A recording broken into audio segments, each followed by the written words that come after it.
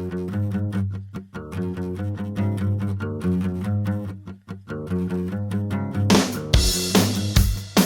into another edition of New Track Record Podcast from the WELT Studios. Caleb Hatch, Justin Kinney with you, and finally, we are back. This doesn't mean anything to our audience, but we are back in the big studio as opposed to the small studio. Which can make all the difference in terms of... More comfortable. Yes. A little bit more space. I'm not... Not as hot. Yeah. Not sweating like crazy. Yeah, so, right. Considering how cold it is outside, we're in the throes of winter here as we record the afternoon of January 15th, and we got plenty of good stuff to dive into. And we await the first commercial for the IndyCar on Fox promos, as that got delayed to this week in the NFL divisional round coming up. So we'll look forward to the first spot coming up this weekend as opposed to last weekend, which, of course, that news dropped right after we finished recording. Of course. But we have good stuff. We have a change with longtime head of the Long Beach GP, and, of course, Prema, which will kind of be our lead topic this week. So the first bit of news, and I saw it via an Italian article translation. That's always the good stuff. Renee Rosen, who was one of the co-founders, right, of Prema? Well, was it Angelo Rosen? Angelo Rosen, his son Renee. Yes. And Angelina Erzo, it was Renee Rosen's partner. They left Prema earlier this week, back on Monday. So that obviously raised eyebrows. Now, it's unclear why they left. There's really no reason given. So what's next? Well, we already know that DC Racing Solutions, Deborah Mayer, Claudio Schiavone had a controlling interest in the Prema business, which is, of course, in Europe, now in the U.S. as well. They decided not to compete in Iron Dames, which is their sports car program. That obviously raised eyebrows. So now Marshall Pruitt, Racer.com, basically saying that they've been trying to find buyers.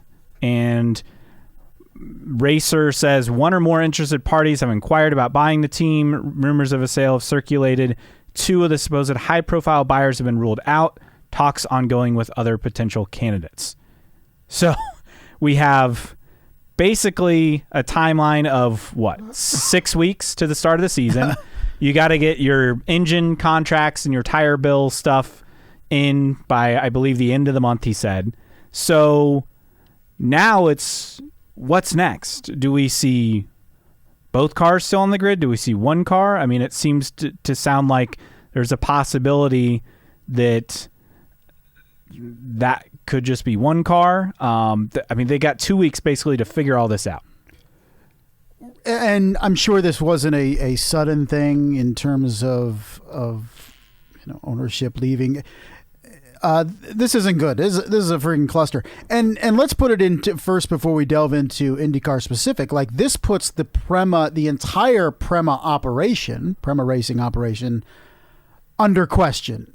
A team that has won upwards of 70 championships in junior formulas in Europe since being founded in 1983. So IndyCar is just one arm of what it does, and it could very easily decide, the current leadership, that we're going to focus on Europe. To me, without effectively a owner and without money, you have no team to compete. Well, and the other thing is, if you're trying to sell, so... Who would have been those candidates? Probably people who tried to get into IndyCar previously. I mean, and maybe. Pratt Miller said no. We know that Dennis Reinbold has plans. He wants to go full-time and ramp things up, but he has cars. Why would he want to buy this? Assets that he already has, right? I mean, he may want some of the stuff, right? But he's got chassis. Like, he can get engine contracts. Like, that's not the issue here. And I think the biggest thing in all of this that I don't understand why IndyCar did this, and I was kind of upset about. I know you're okay with a 25-car field, but why are we closing things off by not letting Prema be in the leader circle? Now, they signed up knowing that they wouldn't be eligible, right? So that is on them. But at the same time, because on one hand, there's no charter, So in terms of the potential sale is pretty much just saying, yeah, we're going to take over the IndyCar operation, give us a check. Like, it's a lot easier and simpler to complete, but also knowing that there's no leader circle component now or in the future, unless other teams, downsize, which is unlikely. Like, what's everything worth? We're talking pennies on the dollar, which, granted, racing equipment usually is sold for pennies on the dollar. Very true. Let's be real. Well, the issue is there's so many different angles on this, and so if you're talking about prospective buyers, to your point, you're effectively buying a team that's not part of the series anyway in terms of having charters and being in the leader circle. So you're not buying charters. So the teams that, or interested parties that we've kind of mentioned, may not be interested, because what are you really selling? If Dennis Reinbold in particular, if you already have equipment, which he does, then what would you be buying? And that's not much of anything. So, like, he may need like a transporter or something, I guess, but he probably has this stuff. Yeah, you can just wait until this team just sells off. I mean, that's the thing is, some people say, well, they weren't part of the leader circle. Yeah, they weren't, but it's not like $1.2 million per car was going to save this team anyway. I mean, this was a team that was already struggling with funding while it was putting a car on pole at the Indianapolis 500. I mean, this has been an issue since last year. And right now, with the clock ticking, either they find an investor really quick, which we know they've been looking for an investor for the better part of the offseason, if not well into last season. I don't know how they find something quick enough to save this. To me, this looks like a team that's gone off the grid, and it will be announced sooner rather than later. And the engine leases will then be gobbled up by other teams to run extra cars, of which, let's be quite frankly, is better for the series in general, for already established teams to run potential future full-timers. And then they sell off potentially to another team that's interested in joining the grid in 2027. But to your point, without guarantees of charters, where's the interest anyway? We know Dennis Reinbold knows what he's getting into, but Prema was up front in knowing what they were getting into, and they ended up effectively without leadership and without funding already, despite having a reasonably successful year one for a first-time team. That's the part that baffles me, is they got into this knowing they wouldn't be eligible for leader circle. They go out, they win the Indy 500 pole, which not only comes with the cachet, but you're talking some extra money. I mean, yeah, it's not much, but what, 100 grand, 150 grand for a team that supposedly blew through $40 million? Yeah, I guess that's pennies on the dollar, but they need all the money they can get. You have two legitimate, good drivers. Robert Schwartzman had a really good rookie year. Callum Ilott had some good results as the season closed. There was obvious momentum the last 5-6 races with this team, really since Iowa, right? Would you say that's where things really? Well, I mean, yeah, I guess you could say Indy for the outside of Indy, but they weren't competitive really until the final few races of the year, final handful. You look at potential buyers. I mean, yeah, we'll throw out the usual Michael Andretti. I'm sure he's already said no. Brian Herta, could he be interested in starting his own team? I mean, maybe, but everything would have to be right, and this probably wouldn't be the right situation. I mean, it wouldn't be for 2026. No. That's for sure. No. I mean, is there another team in F1 interested in starting? Maybe this discussion of the whole charters for the engine manufacturers came about because of the two Prema entries essentially going away, and so IndyCar sees that as a way to still have 27 cars on the grid. I don't know. I mean, did you have any other ownership ideas? I mean, obviously there's always some billionaire with a lot of money who could be interested. Yeah, I just I don't know at this point. I just both of us are in agreement that I think we've seen the last of Prema in IndyCar. At the very least, the new owners, this DC Racing Solutions firm, at the very least, they're going to be like, we got to cut our losses in America. We have to focus on our junior formulas in Europe and F2 and all that stuff. That needs to be the priority for Prema, is their bread and butter.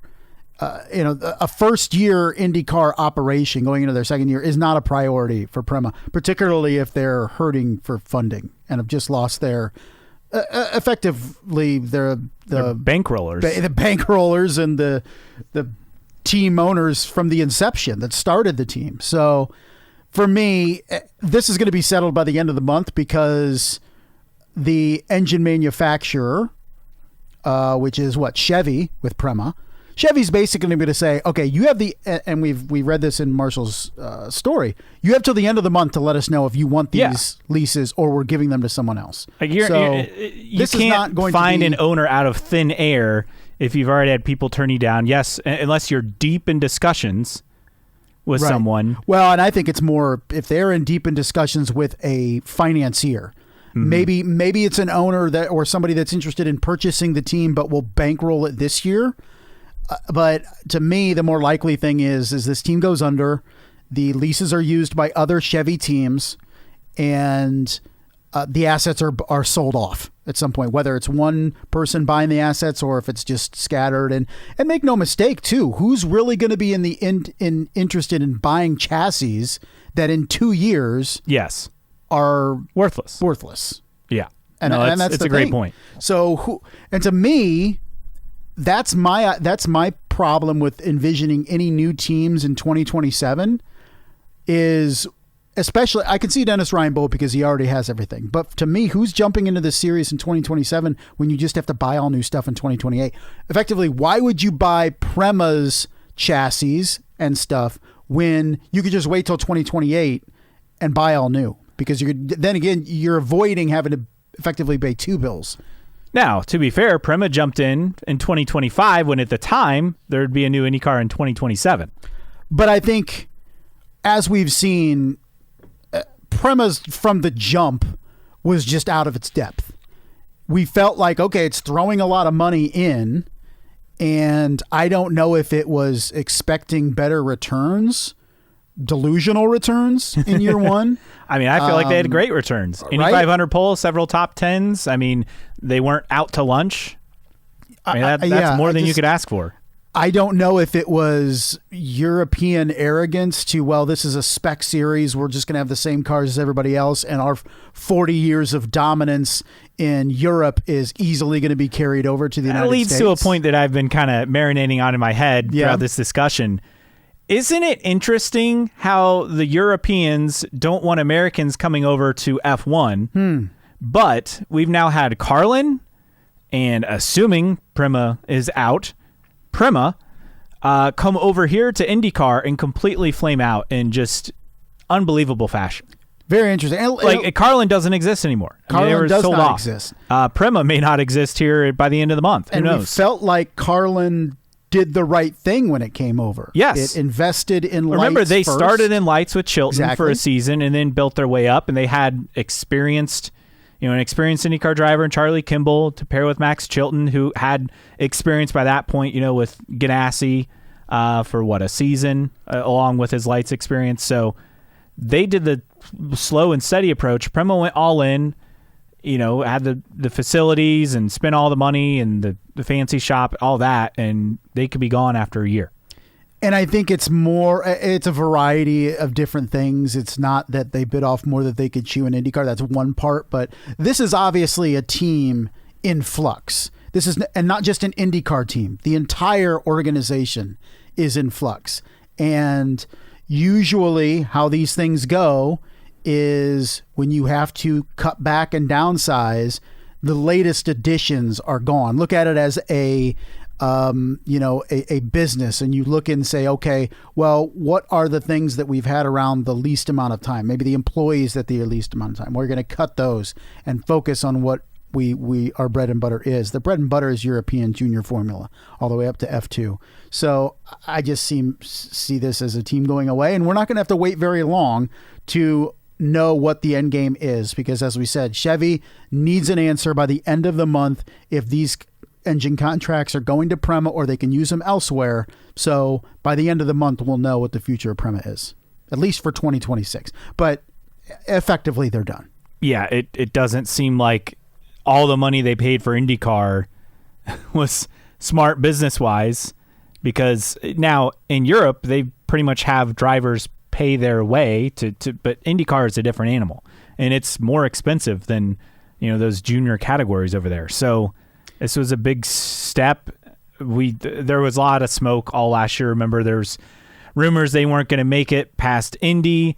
There were comments about their maybe they lack wouldn't have of got the pole. I don't know. Good food at team hospitality, which was really? I didn't see that a red one. flag. Yeah, They had a bunch of SpaghettiOs and stuff. Yeah, it was just like they had a hospitality tent, but the food was lacking compared to other teams. Stuff like that. But it's unfortunate. But again, this is business, and sometimes you make a bad business decision and you get burned, and that's it. And I really feel for Callum Ilott, who thankfully for him, he has a sports car ride set up, but it doesn't conflict with IndyCar. So in case there are other IndyCar opportunities that somehow come about, Robert Schwartzman also under contract. No idea what he's going to do. I mean, it'd be great if both these guys stayed in IndyCar, obviously, but I'm realistic. That's not likely going to happen. And for Ilott, he's come and gone several times, and it just sometimes you kind of wonder if like something's just not meant to be. Let me bring up a maybe a more broad question and potentially concern with IndyCar and new teams. Prema looks well and gone at this point. But let's go over the last, let's say, 7-8 years with new teams into the series. Carlin, as you mentioned, right? Dragon Speed, Top Gun, Peretta, Able Motorsports. I wouldn't cross them off just because they were kind of a one-off at the 500. But even going back to Lazier Partners Racing, if you chuckle. But what is the theme here is all of these teams, various degrees of financing, right? They're all not the same. But the one thing that is the same is at one point or another, all of them would say they were all in on IndyCar. They wanted to be part of the series. They wanted to be full-time. They jumped in. Some of them did lights first. Some of them did part-time schedules before going into full-time. Some of them jumped right in the deep end. But the end result for every single one of those has been out of the series. Now, I will say that in recent history, I mean, Meyer-Shank, which at the time when it entered was, Mike Shank Racing, and then but established already. And Hunkos Hollinger Racing. Those are the two that have come in and stayed around. Yes, Hunkos has come and gone, whether they've been in Indy 500 only. I mean, it's fledgling to say the least. Yeah, Hunkos but is it's fledgling. at least staying on the grid. And Shank, obviously, Meyer Shank is doing quite well for themselves the last handful of years. But those are the success stories. So your point, though, it's really hard to make it work. And as Marshall Pruitt talked about, I think in the mailbag, about there are too few teams in IndyCar, period.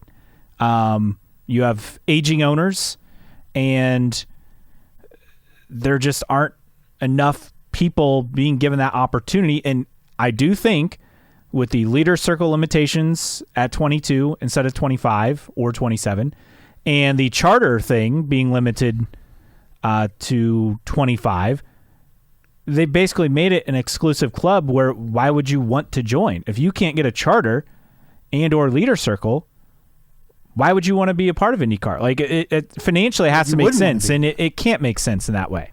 And I get that they want to limit entries, but we used to have one-off entries all the time at races beyond the Indy 500, and now that's almost impossible. We can barely get one-offs for 500. Yes. I mean, it's Ryan Reinbold's it at this point. So let's dive in. You talked about the Chevy leases that would be picked up. So we were talking 2 engines. So we would expect Foyt to run a third car, right?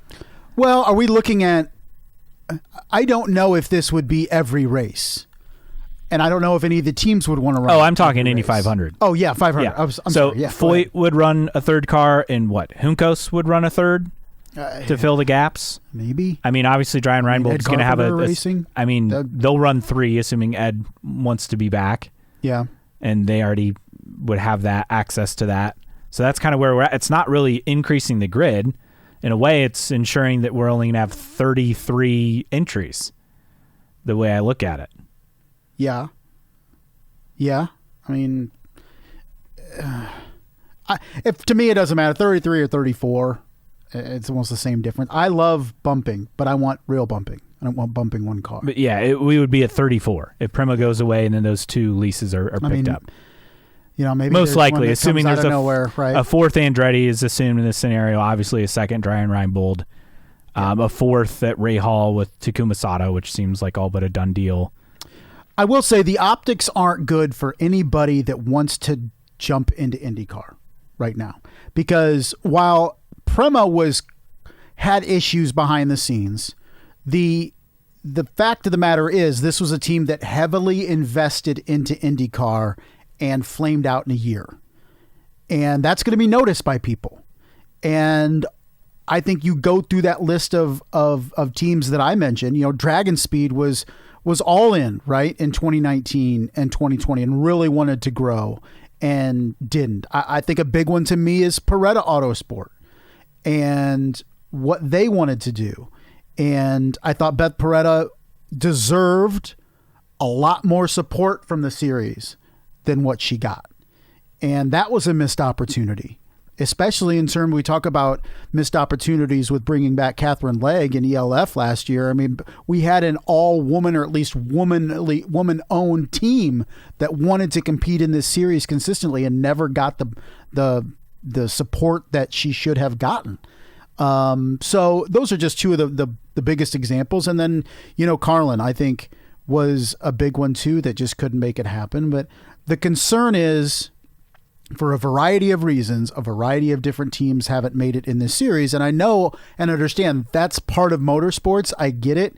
But the exclusivity of this series, which never used to be, what everybody always say, well, the inclusion in IndyCar and just being able to access, not just for fans, right, but for drivers and owners to enter a car into the Indianapolis 500 or whatever, that exclusivity in IndyCar has become more and more. And it's unfortunate because, as you mentioned, and as Marshall Pruitt has mentioned, it's an aging group of owners that aren't going to be around forever. And if people don't see the value of racing in this series, then when some of these teams go to sell their assets that are part of the leader circle, that are part of the charter system, I think it's going to be very surprising when you lack interested parties. Yeah, well, and that's the part that I find the most fascinating is, okay, so you close everyone off from entering your sport, essentially with the rules that you've set up. And then when you want to get out or you pass on, no one's interested. And that's a problem. Yeah. I mean, look, for a long time, it was a problem for IndyCar that the fan base was aging. I mean, we were by far on the younger side of IndyCar fans, but that seemed to improve drastically the last couple of seasons, which is good. Obviously, a really good thing. It's just, how can you recruit new owners and new teams into the series without taking away from who's currently in it? Yeah. But making sure it's competitive, that there's incentive for people to join. And right now, quite honestly, the way the rules are set up, there isn't incentive. Prema was an exception and not the rule. And I think IndyCar will regret not giving them every advantage, but every opportunity like other teams had. I just thought it was a massive mistake to not have charters for Prema. The leader circle, I guess I can kind of understand because you want that to be competitive for teams to try to fight for something. You can't just guarantee every team, gets leader circle money every year, and then you can hire whoever because that money's guaranteed. You want to prevent that. That I understand. But the charter aspect I thought was silly and exclusionary, and that's kind of where we're at. Unfortunately. And I think that's what's going to hold back any real interested parties from gobbling up Prema is you're going to be paying a lot of money for a lot of different equipment that A, is going to be antiquated in a couple of years, and B, it doesn't even guarantee you a spot on the grid every race or any money or support from the series.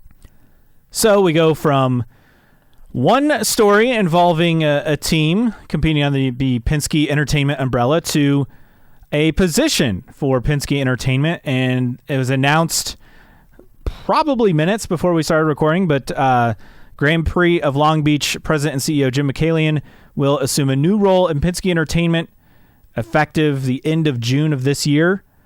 Jim Leah, hopefully I said that right, has been named the organization's new president and CEO starting July 1st of this year. Michaealian, who's 82, has been part of the race there since it started in 75. He's several positions, named president and CEO back in December of 2001.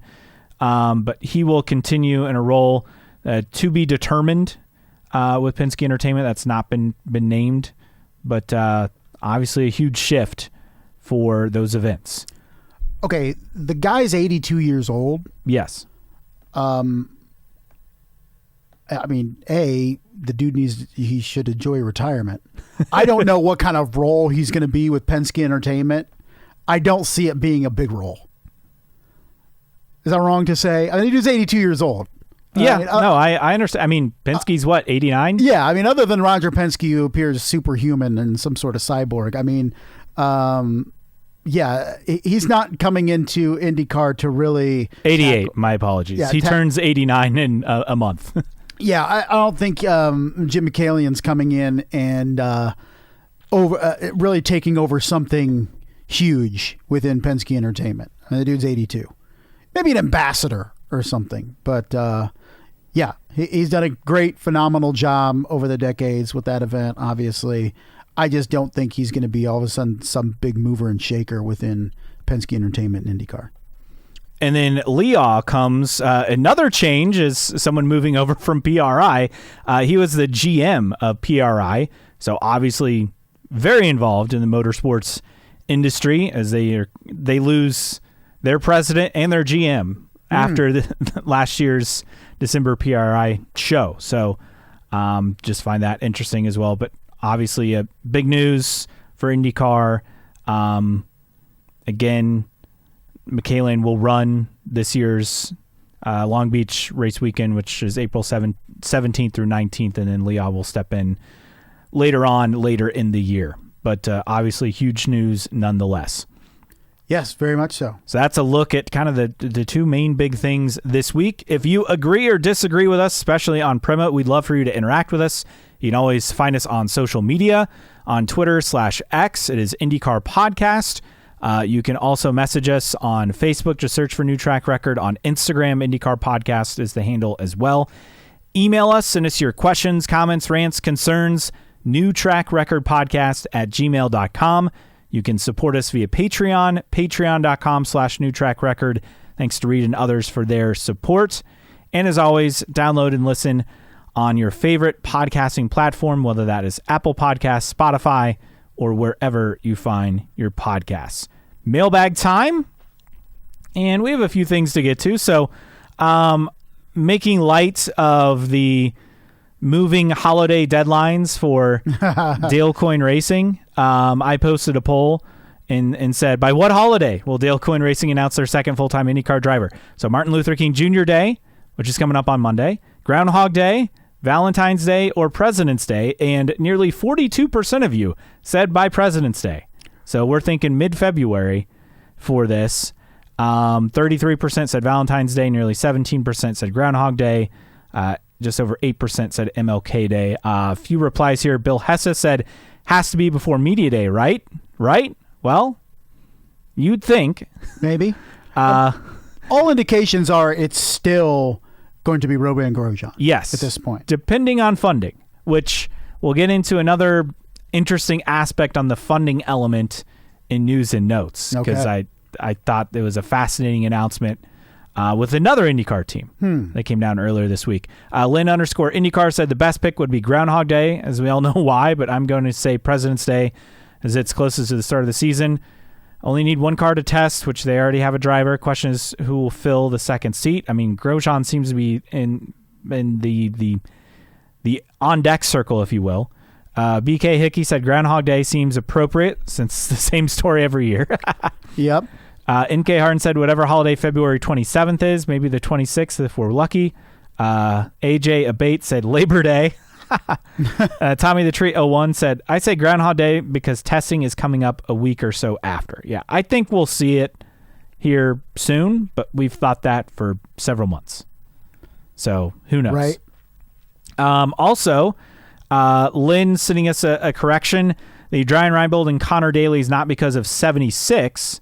but is sponsored from last year's Indy 500, ARCO, and AMPM. So we talked about that last week. So thank you for that correction. I thought I was missing a gas station brand on there. AMPM was on the car along with ARCO for Portland, Indy, Laguna Seca, and maybe one other, I think.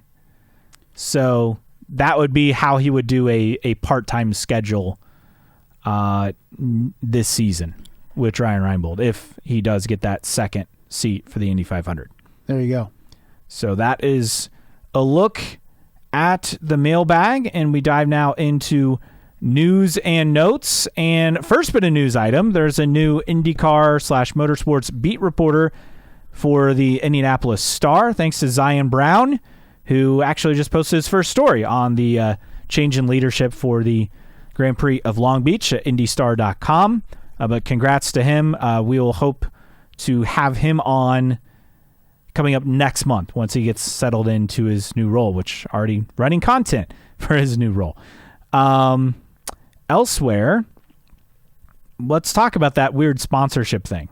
So Meyer Shank Racing, they have partnered with Todd Alt on the sports car side, and that sports car partnership is expanding into IndyCar. Mm-hmm. So Ask ROI, which has been on IndyCars throughout the last few years, that was the primary sponsor of their 60 GTP entry last year, and that will continue with that car with two new companies, Bitcoin Max and Only Bowls.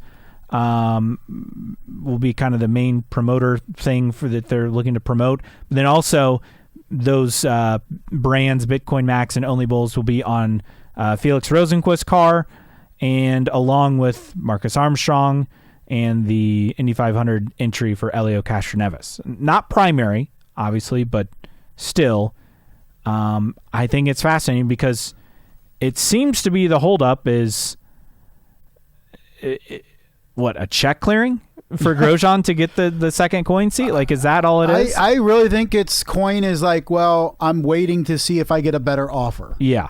Is kind of what I feel. But maybe not. I don't know. Yeah, we'll see. But I thought it's that was definitely money related. That's what Oh, yes, without a doubt. But I thought that was fascinating that they're moving to sponsor. So does that tell you that that's in addition to what they're trying to do at Coin, or is that what the money's going to instead of Coin? I mean, who knows? Yeah, I mean, it's a good question. Elsewhere on news and notes, so track construction underway for the IndyCar Grand Prix of Arlington, and they also released the schedule as well. They will have several series, including USF 2000, the series formerly known as Indy Lights, SRO's Toyota GR Cup Series as well, along with, of course, IndyCar. So the schedule's out. Green flag, 12:10. I assume all times are Central. Yes, Central time for IndyCar on that Sunday, March 15th. Looking forward to that race weekend. We have several Indy Lights related driver announcements. Ricardo Escoto is back with Juncos Hollinger Racing for 2026. Now, correct me if I'm wrong. He left the team like halfway through last season? Yes. I don't know if it was it was money related or it was everything money related. Yeah. But apparently they got that stuff worked out. Yes. So he is back with Juncos Hollinger. And we had a flurry of other driver announcements as well, as you have, let's see here, Salvador de Alba, who's moving from Andretti to HMD, so that's a big announcement. He won at Milwaukee last year. He could be one of those competing for the title. So two Mexican drivers back. And then we have a Polish driver, and there's no way I'm going to be able to say his name right, but Timek Kucharczyk. It sounded Polish, how you said it. Yeah, but he is also with HMD. So as it stands, I think they have all but... I think all of HMD is now full. Yeah, HMD is full. They have their 4, plus their partner teams. So we have a spot at Cape Motorsports, which is partnering with Ed Carpenter Racing, and a spot at Juncos. And then it'll be 24 cars on the grid. It's amazing what this... And I get it. People are upset that the Freedom 100 is no longer on the schedule, but I really think that is a huge part, not just IndyCar taking over, But I think that has a huge part in cutting costs and helping the series, and to see the momentum they have now, it's just unfathomable to think about even 5 years ago. It's phenomenal. And I think maybe when you look at Indy Lights and look at some of those teams, and it's been mentioned before about Indy Lights being the breeding ground for drivers and owners in the future for IndyCar, could we see some of those owners maybe interested in buying some, if not all, of Prema's assets if and when they go on sale? Now, HMD is one that we did not talk about in terms of would they want to move up, or Cusick Morgan Motorsports. Those are two names that I would think, okay, the money probably wouldn't be the issue. Is the timing right? Is everything right? And again, though, it comes down to you're going to use these assets for 2 seasons. So yeah, yes, you'll get a good deal, but still, is it a good enough deal to open that door and that opportunity to do it? That's the big question. But yes, when you got a lot of money, maybe it just doesn't matter. Yeah, that's true. That is true. Also of note, so Rahal, Letterman, Lanigan, Team McLaren for the Rolex 24. Yuri Vips, one of their drivers. Thought that was interesting. Also, Max Esterson and Nikita Johnson, who will both be competing in Indy Lights this year as well. Well, I think Esterson, right? Nikita Johnson for sure. He's with Cape. And then Esterson, I'm trying to remember where he's at. Maybe he's in a lower series. I have to double check myself on that because I thought he was. It was interesting to see Rahal, Letterman, Lanigan tweeting out about Papaya. Yeah. Which I saw that. I was like, huh? Yeah, they partnered. Yes, I know. It was okay. It was Esterson weird. was in F2 the last 2 years. That's where I'm getting that mixed up. Gotcha. So who knows what he's going to do in 2026, but he was last with Trident, finished 23rd in F2. So either way, though, that's pretty cool to see some names. Obviously, they're having, I think, the Roar, the 24s this weekend, so we'll have a lot more activity in terms of IndyCar drivers taking part and getting ready for the Rolex 24 coming up, I believe, later this month, end of this month, as it usually is. So several races with tickets on sale. The Music City GP renewals are live coming up on Tuesday. Single day tickets on sale now for St. Pete. Again, gpstpete.com is the website there. And another note on McLaren, Pato O'Ward back as a reserve driver for McLaren F1 in 2026. Not really a surprise there, but good to see him get that award. And then we have several things from the Racer mailbag, and I think the biggest thing was that Pruitt said, according to a source, the 2028 engine rules the series meant to have completed by the end of December have not been completed. Well, I think that's noteworthy because that might explain why it's still a delay with Honda and Chevy. Is it chicken or the egg thing? Do they have to wait to see if Honda and Chevy are in to finalize that? Would it change if Honda and or Chevy weren't in? I don't know. Do they need to set the formula to get Chevy and Honda in, or do they need Chevy and Honda in to set the engine formula? I'm not sure. Still, yeah, want to get that done. There's still time, but I did find that fascinating that there's a holdup, and part of it was because of that. Other notes from the mailbag, I mean, that was, to me, the highlight. Also, with Rockingham getting bought by the IHRA, someone did ask about, hey, Penske Entertainment, you want to race there? Hey, I mentioned that. Yes. Years ago. Yes. But it was interesting. Marshall Pruitt did mention that he would be surprised if the IHRA had not reached out to IndyCar or Penske Corp yet to inquire about their interest in racing at Rockingham, which I think would, in my opinion, be a no-brainer.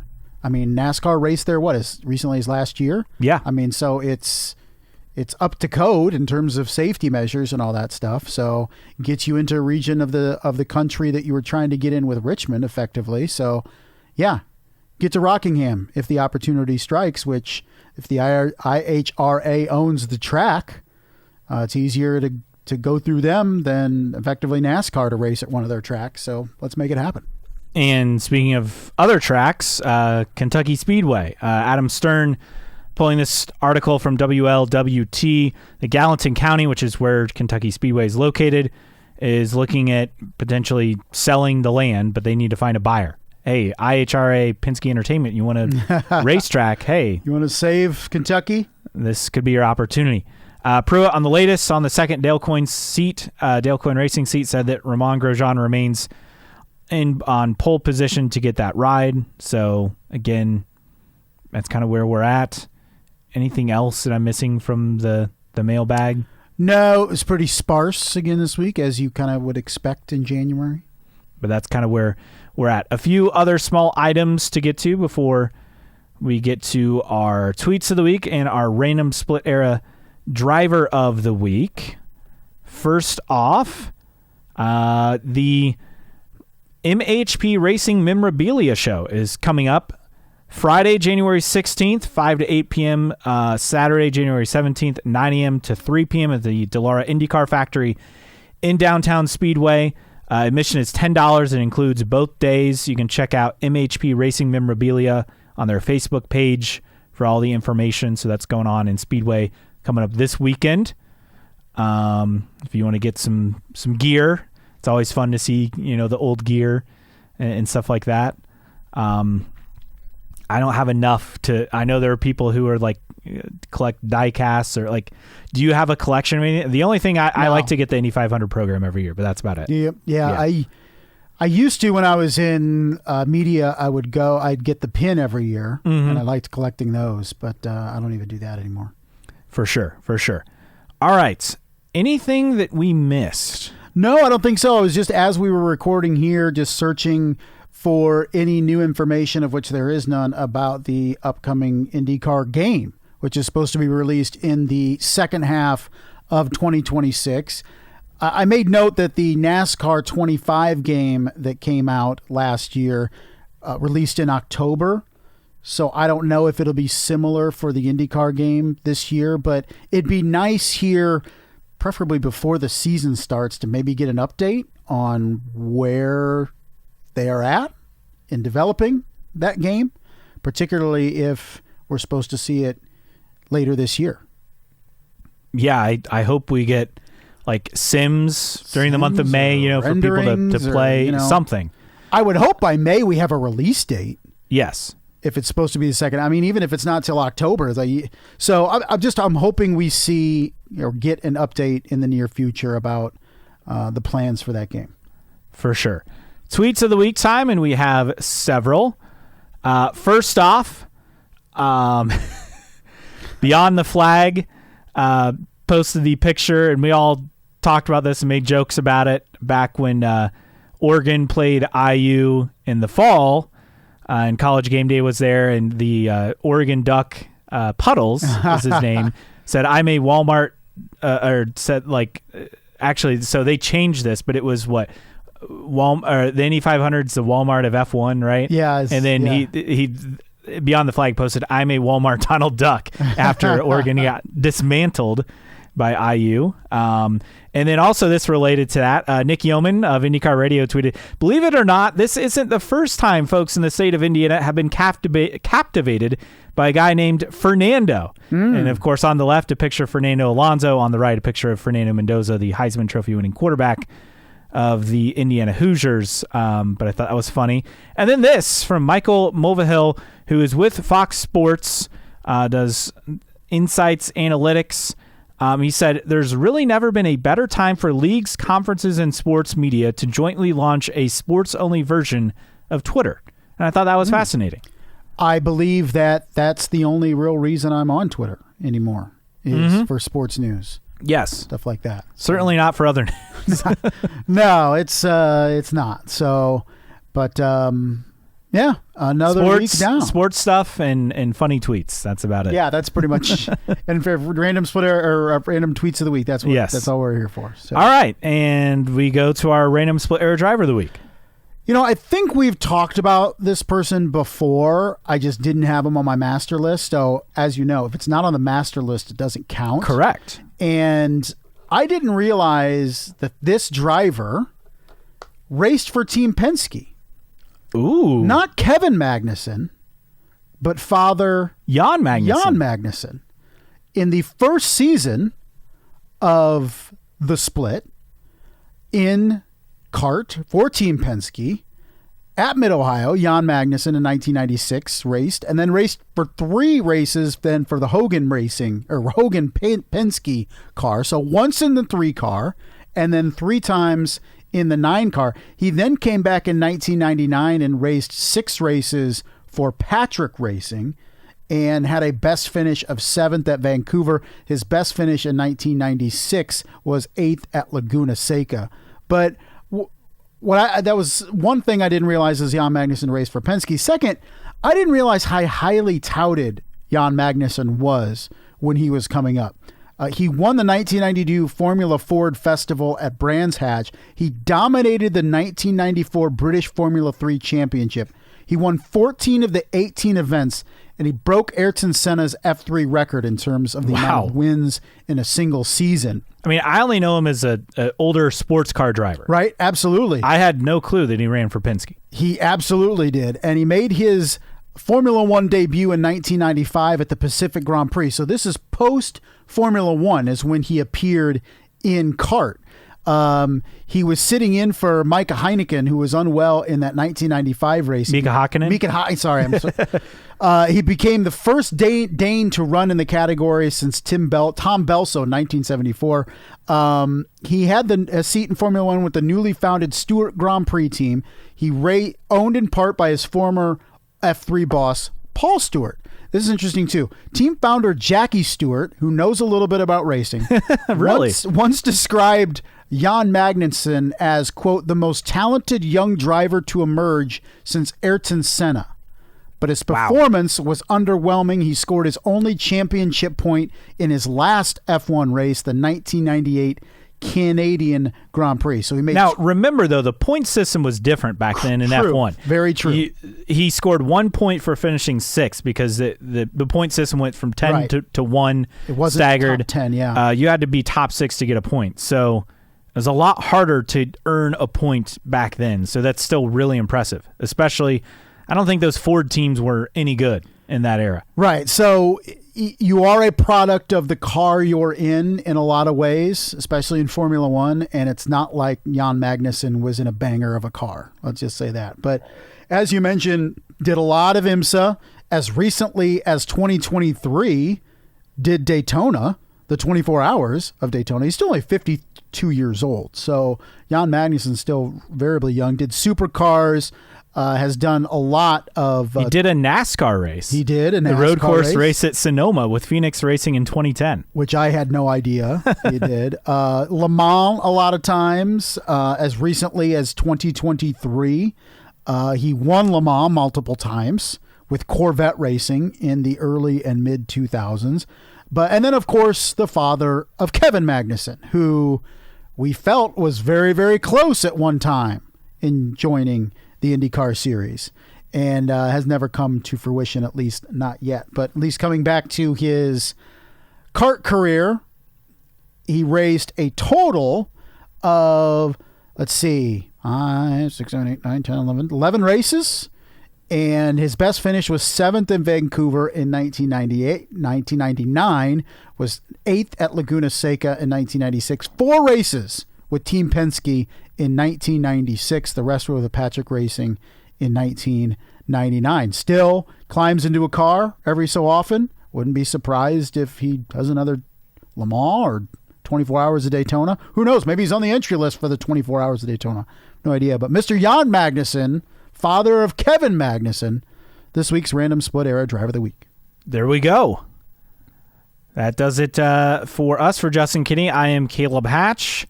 We'll be back next week with the latest and greatest in IndyCar news. This has been New Track Record Podcast.